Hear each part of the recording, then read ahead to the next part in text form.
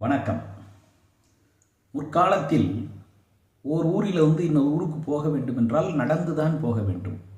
வண்டி வசதி கிடையாது, பாதையும் சரியான பாதை கிடையாது, காட்டு வழியாக ஒற்றையடி பாதையில் நடந்து செல்ல வேண்டிய நிலைமை.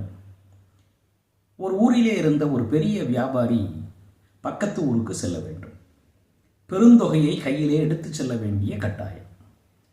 ஆனால் ஒரே நாளிலே போய் சேர முடியாது. இரவு அந்த காட்டுக்கு நடுவிலே தங்க வேண்டிய ஒரு சூழல்.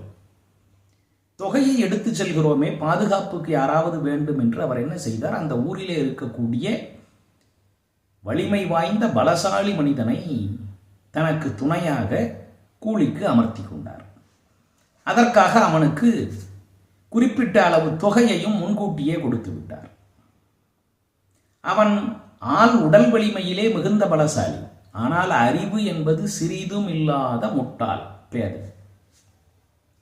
நடந்து செல்கிறார்கள். மாலை இரவு வந்துவிட்டது. எங்கேயாவது தங்க வேண்டும், எதுவும் இடமில்லை. அதனால் அவர் சொன்னார், நான் இந்த புதருக்குள் படுத்துக் கொள்கிறேன், நீயும் இப்படி ஓரமாக படுத்துக்கொள் என்று. அவன் சோம்பேறி, நீங்கள் போய் புதருக்குள்ளே உறங்குங்கள், நான் இப்படியே படுக்கிறேன் என்று பாதையின் குறுக்கிலே படுத்துக் கொண்டார். நள்ளிரவு நேரம் 4-5 திருடர்கள் அந்த வழியாக வந்தார்கள். இவன் படுத்திருப்பதை அவர்கள் பார்க்கவில்லை. ஒருவன் இவன் மீது மோதிவிட்டான்.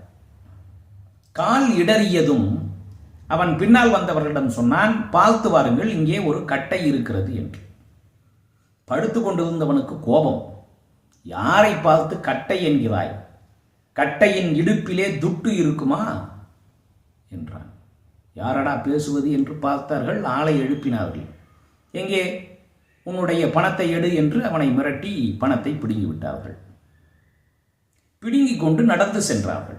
அதிலே ஒருவன் சொன்னான், இவன் பைத்தியக்காரனை போல இருக்கிறது, அமைதியாக இல்லாமல் அவனே பணம் இருக்கிறது என்று காட்டி கொடுத்து விட்டான், இந்த பணம் செல்லுமா செல்லாதா என்று பேசினார்கள்.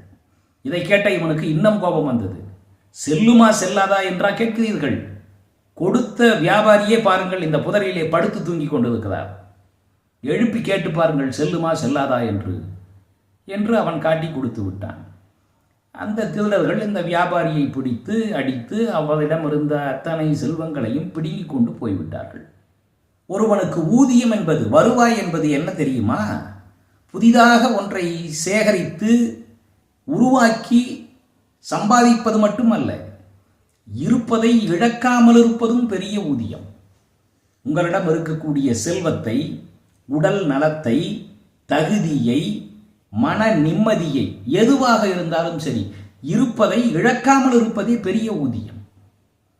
அந்த ஊதியம் உங்களுக்கு எப்போது கிடைக்கும் தெரியுமா? பேதைகள், அறிவில்லாதவர்கள், முட்டாள்களுடைய தொடர்பை நீங்கள் விட்டு விலகும் போது உங்களுக்கு கிடைக்கும்.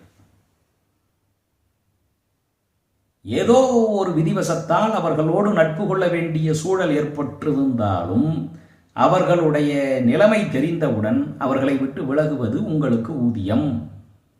பேதைகளோடு சேராமல் இருப்பதே ஒருவன் சம்பாதிக்கக்கூடிய பெருஞ்செல்வம் என்கிறார் வள்ளுவர்.